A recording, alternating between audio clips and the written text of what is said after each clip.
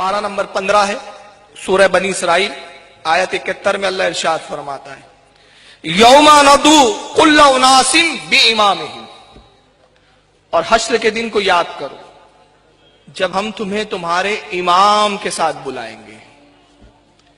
کس کے ساتھ بلائیں گے؟ امام کے ساتھ۔ اب جس کا کوئی امام ہی نہیں ہوگا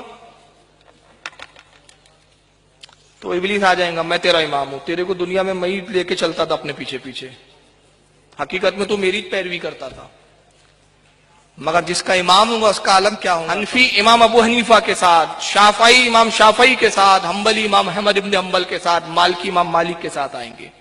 اور یہ کس کے ساتھ آئیں گے؟ جامعہ سلفیہ جب سے قائم ہوا تب سے ہم اپنا نام اہل الحدیث یا سلفی نہیں رکھے ہوئے، یہ تو ہمارا پہلا نام ہے۔ اور ایک بات اور بولتا ہوں، حافظ اماد الدین ابن کثیر، تفسیر ابن کثیر پڑھتے ہیں نا آپ لوگ، یہ تمام متعدد تفسیر میں سب سے بہترین تفسیر ہے الحمدللہ، بالکل منہج سلف سے بالکل جڑی ہوئی، اور ان سے زیادہ منہج سلف کو اور کون سمجھنے والا تھا، خود ہمارے سلف ہے۔ حافظ اماد الدین ابن کثیر کب کے معلوم ہے؟ ان کی پیدائش ہوتی 700 میں، 700 ہجری، 700 میں ان کی پیدائش ہوتی ہے اور 774 کے اندر انتقال۔ کب سے ہیں؟ کتنے پہلے ہیں؟ آج سے 800 سال پہلے وہ قرآن کی تفسیر کر رہے ہیں، یوم ندعو کل اناس بامامہم، قیامت کے دن ہم لوگوں کو ان کے امام کے ساتھ بلائیں گے۔ چلو جو جس کا امام تھا، جتنے مقتدی ہیں متبع ہیں، اس امام کے ساتھ آ جائیں۔ اب حافظ اماد الدین ابن کثیر اس کی شرح کرتے ہوئے فقال بعض السلف، سلفیہ جیسے قائم کا سے لفظ ہے، 700 سال پہلے کی بات کر رہا ہوں میں۔ فقال بعض السلف، بعض سلف نے کہا، اور اگر یقین نہ آتا ہو اٹھاؤ تفسیر ابن کثیر عربی کی اور دیکھو اس آیت کریمہ کی تفسیر۔ فقال بعض السلف، بعض سلف نے کہا کہ ھذا اکبر شرف لاصحاب الحدیث لان امامهم النبی صلی اللہ علیہ وسلم۔ یہ آیت کریمہ در حقیقت اصحاب الحدیث کے لیے شرف ہے، جیسا کہ بعض سلف نے کہا، اس لیے کہ قیامت کے دن نبی کریم صلی اللہ علیہ وسلم کے امام، آگے امام اور پیچھے آپ کے متبع۔ اور ایک بات اور بولتا ہوں، کہتے ہیں یہ گمراہ، کہتے ہیں یہ گمراہ ہی ہے، نبی نے کہا یہ حق پر ہی ہے۔ کس کی بات مانو گے؟ ایک حدیث پڑھوں،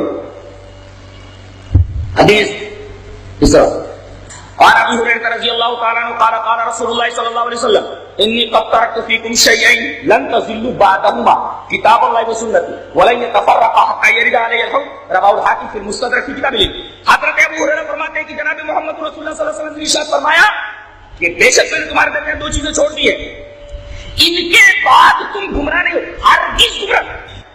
عجیب بات ہے، الٹا ہمیں کہا جاتا ہے یہ گمراہ ہے، جبکہ کتاب و سنت کو نظر انداز کر کے نبذو وراء ظہورہم، اپنے پیٹ کے پیچھے پھینک دینے کے بعد دوسرے لوگوں کے طریقے پر چلنے کو ضلالت کہا گیا۔ اور یہاں کہا گیا جو کتاب اللہ اور سنت رسول کو مضبوطی سے ہرگز گمراہ نہیں ہوئے۔ تم لاکھ بولو کہ یہ گمراہ ہے، نبی نے مہر لگا دی ہے کہ کتاب و سنت پر عمل کرنے والے ہمیشہ صداقت، ہمیشہ حق کے اوپر رہیں گے، وہ کبھی گمراہ نہیں ہو سکتے، لن ہرگز گمراہ نہیں ہو سکتے۔ لاکھ دنیا کے لوگ کہے کہ ہم گمراہ ہیں، لیکن نبی کریم صلی اللہ علیہ وسلم نے فرما دیا ہے کہ کتاب و سنت کو مضبوطی سے تھامنے والے لوگ کبھی گمراہ نہیں ہو سکتے، ہرگز گمراہ نہیں ہو سکتے۔